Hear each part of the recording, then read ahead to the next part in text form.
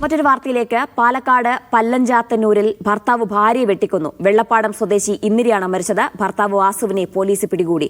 കുടുംബ പ്രശ്നമാണ് കൊലപാതകത്തിന് പിന്നിലെന്നാണ് പോലീസ് നിഗമനം. സാജിദ് അജ്മൽ ചേരുന്നുണ്ട് വിശദാംശങ്ങൾ നൽകാനായി. സാജിദ്, എപ്പോഴാണ് ഈ കൊലപാതകം നടന്നത്? എന്താണ് സംഭവവുമായി ബന്ധപ്പെട്ട് പോലീസ് പറയുന്നത്? ജീന, പല്ലഞ്ചാത്തന്നൂരിലാണ് ഭർത്താവ് ഭാര്യയെ വെട്ടിക്കൊലപ്പെടുത്തിയത്. വെള്ളപ്പാടം സ്വദേശി വാസുവാണ് ഭാര്യയായ 60 വയസ്സുകാരി ഇന്ദിരയെ മടവാൾ കൊണ്ട് വെട്ടിക്കൊലപ്പെടുത്തിയത്. ഇവർ തമ്മിൽ ഇന്നലെ രാത്രി വലിയ രീതിയിലുള്ള തർക്കം ഉണ്ടായിരുന്നു. മക്കളും ഈ അമ്മയും അച്ഛനും തമ്മിൽ പ്രശ്നങ്ങൾ ഉണ്ടായിരുന്നു. ഇതിൽ ഈ മക്കൾ ഈ അച്ഛനെ ഈ കർശനമായി ഈ മദ്യപാനം അടക്കമുള്ള കാര്യങ്ങൾ വിലക്കുകയും ചെയ്തിരുന്നു.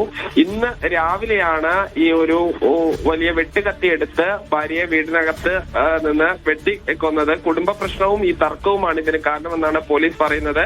കുഴൽമന്ദം പോലീസ് ഈ വാസുവിനെ നിലവിൽ പിടികൂടിയിട്ടുണ്ട്. അറസ്റ്റ് ഉടൻ രേഖപ്പെടുത്തും.